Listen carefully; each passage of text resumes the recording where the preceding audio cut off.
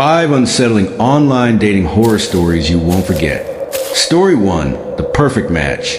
It started off like any other online date. I was scrolling through the usual dating app, swiping through profiles. It was late at night, and I wasn't expecting much. But then I came across her. She had this perfect smile, this aura of warmth in her photos. Her bio said, looking for something real, simple yet intriguing. We began chatting, and it didn't take long for us to hit it off. She asked me about my life, my job, my favorite hobbies. She seemed genuinely interested, and I couldn't help but feel a spark.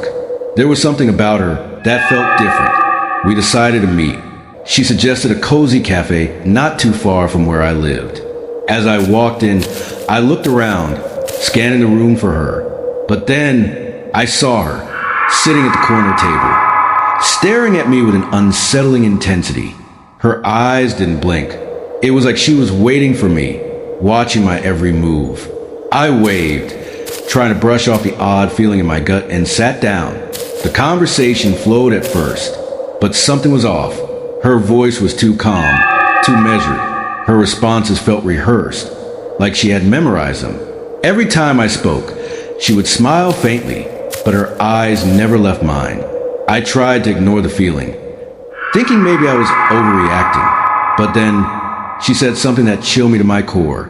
You've been to the park near your house, right? It's so peaceful there. I love it. We should go sometime. I froze. I had never mentioned that park. I hadn't even posted about it.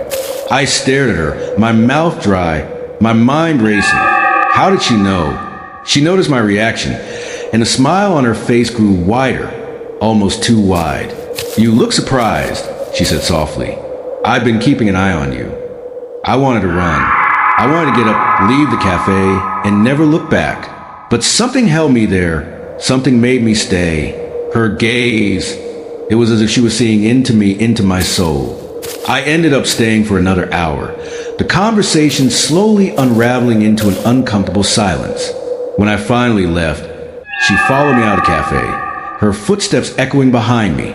I turned around and she was gone, but I couldn't shake the feeling that she was still watching me.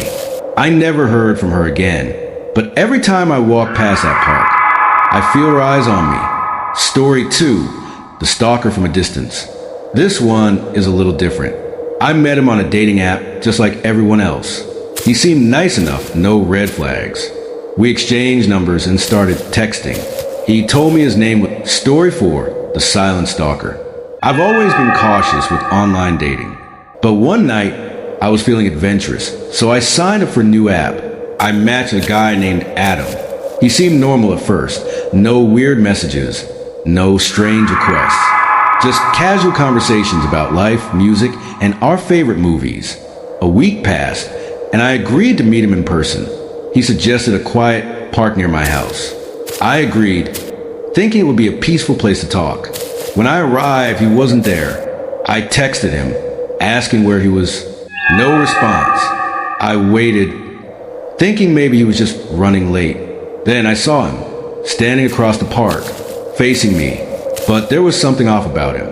He wasn't moving. He just stood there, staring at me, completely still. It felt like he was waiting for me to make a move.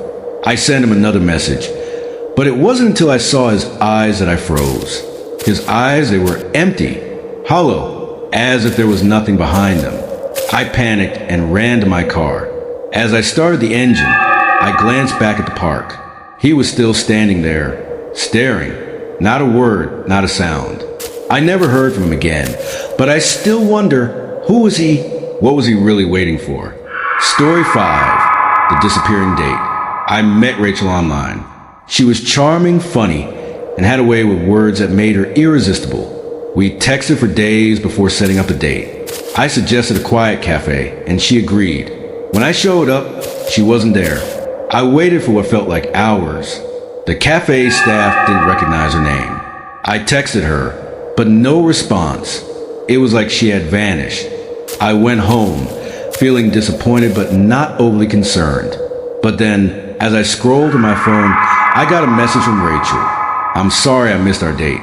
I'll make it up to you. That was the last message I ever received from her. I tried calling, texting, but nothing. It wasn't until months later that I found out the horrifying truth. The cafe I had chosen for our date had a history of strange disappearances. People had vanished without a trace, and no one had ever figured out why. Some say the cafe was haunted. Others say it's something much worse. I don't know what happened that night, but I never went back to that cafe, and I never tried online dating again.